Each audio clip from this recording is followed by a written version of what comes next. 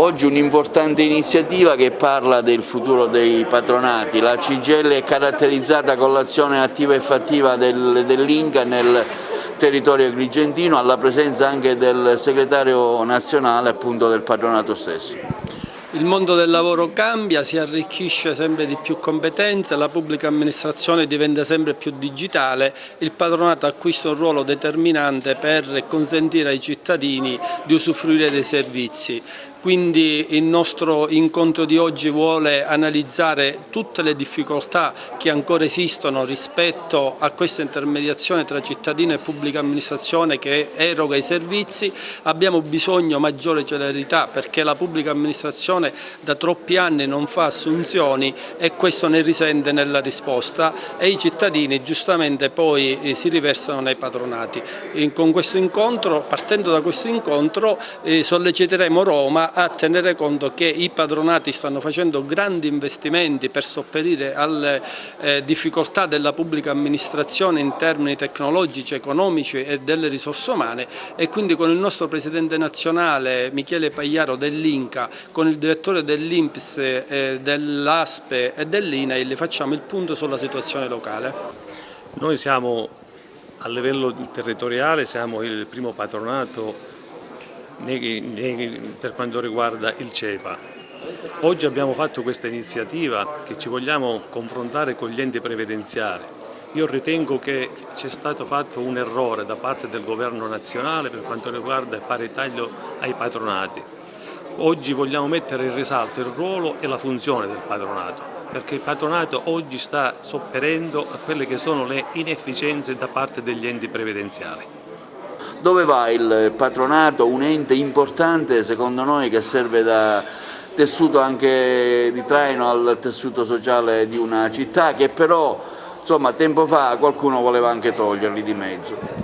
Sì, diciamo che la nostra attività si lega anche a quello che vuole essere un presidio di prossimità a disposizione delle persone che ce lo chiedono.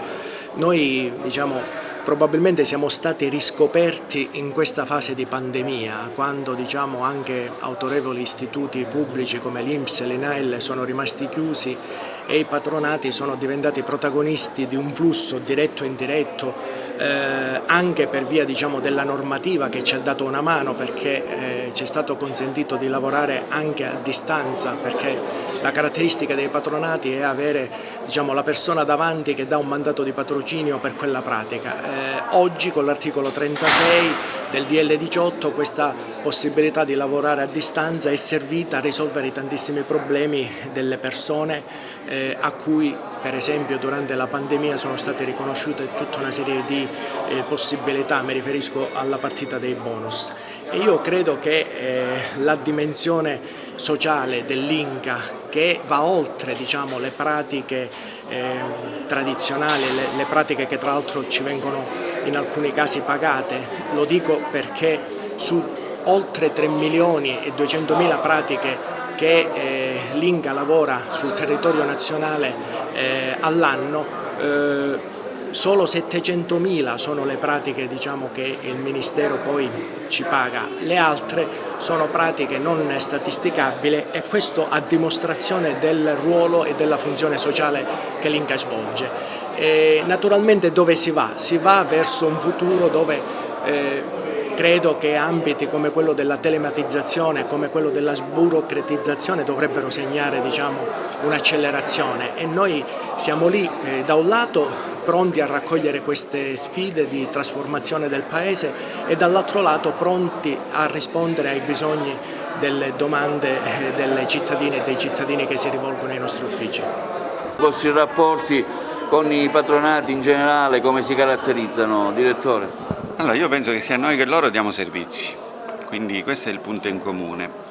Poi ci preoccupiamo di aiutare le persone più deboli o più in difficoltà, perché per quanto è la mia esperienza il patronato sostiene, supporta, consiglia, guida famiglie, professionisti, agricoltori, tutte le attività che noi nei nostri paesi abbiamo.